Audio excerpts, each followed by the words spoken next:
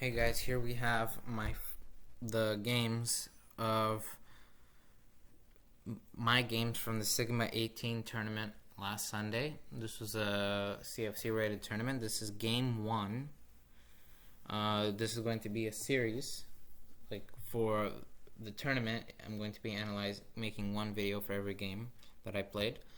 And it's a 15 plus 10 timer control. This is the first round.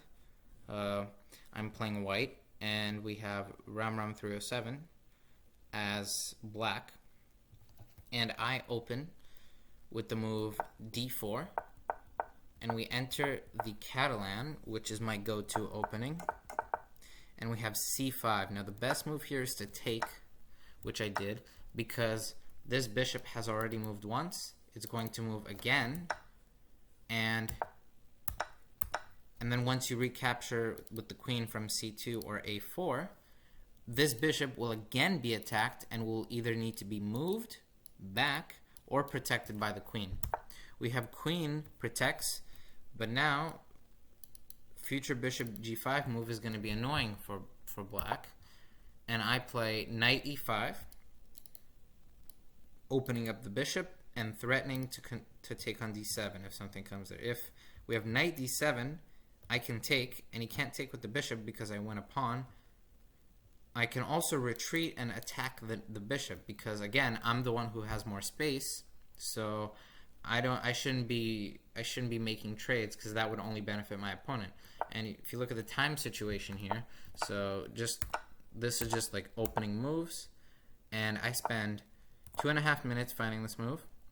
We have knight d7, offering a trade. I decline. I threaten to take the bishop, and whichever way he takes, I have control over the dark squares. If I could play my bishop to f4 or e3 or g5, it doesn't have an opponent anymore. Now we have rook b8. This is an inaccuracy because future bishop f4 moves can gain a tempo on this rook. It will have to move back, and the reason for this move is so that black can play b6, protect the bishop, put the bishop on b7, and trade bishops. This bishop is my light square bishop is very powerful, and it's opened, and he wants to negate it.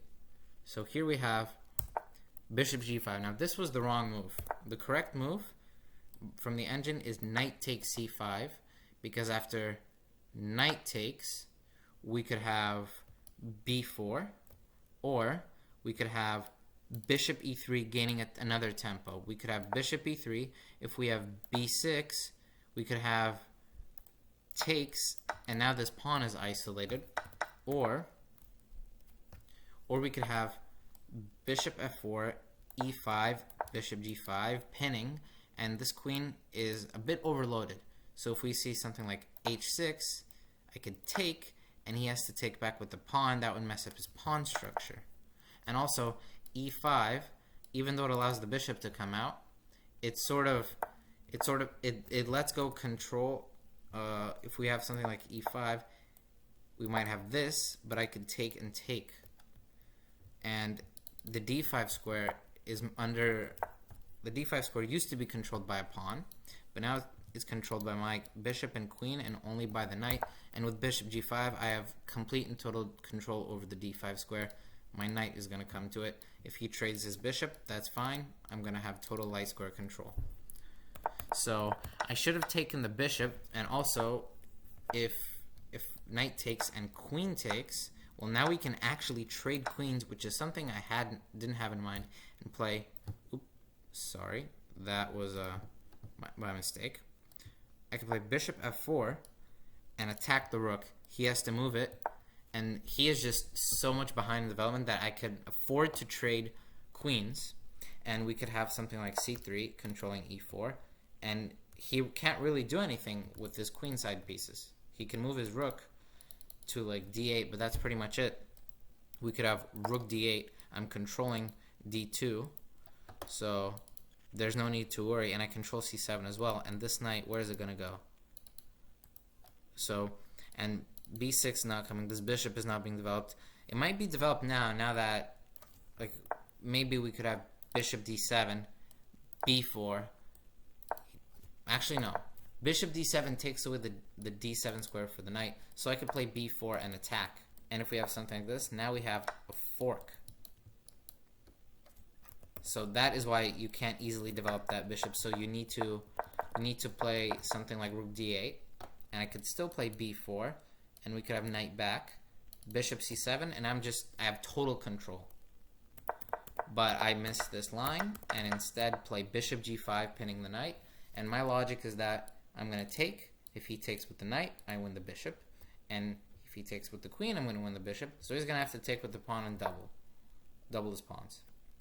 Now here I chose not to take just yet because I want to develop my knight and put pressure on this. I actually don't want to take just yet. I want to keep the tension. This tension benefits me. Doubling the pawns, I don't have any clear way of exploiting his pawn structure. He could probably get this pawn to f5 and control e4. So we have offering the trade of bishops. I take because after the following moves, I can get my queen to a6, gain a tempo, and if he moves back, which he doesn't, if he had moved back, I could have gained this pawn easily. And let's just say something like this. Well, I can actually get out this way, and I'm just up a pawn. And his pressure, he might have something like this, but I have a fork. And this knight is protected by the pawn. This is why the e-pawn rarely moves, because you want to have queenside pressure. No reason to move the e-pawn and block your bishop unless you're gaining lots of central control. So obviously he protects.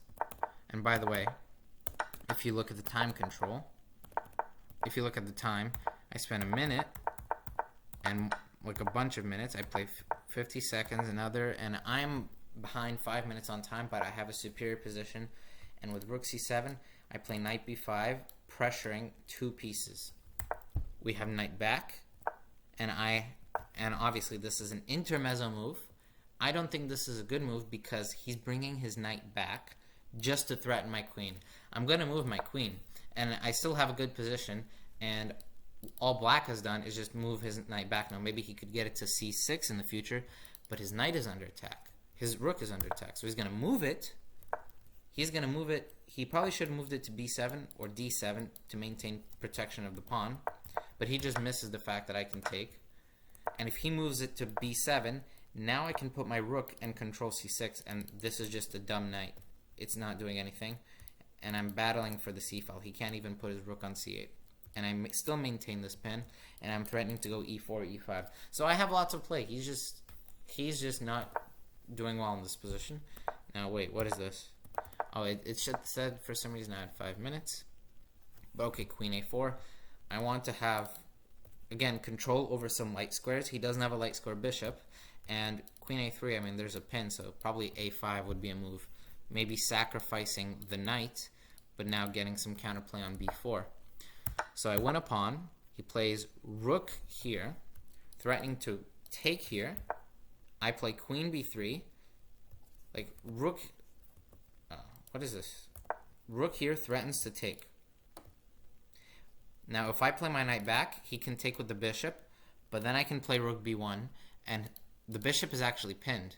Even though the rook, you don't want to line your queen up with the minor piece of your opponent, but the rook is undefended, and you can easily capture no matter what black plays. You might see something like, let's say after the capture, a3, it'll come to d2 and take this, but you could probably make an intermezzo move like this and this. But okay, we have this. I play queen b3.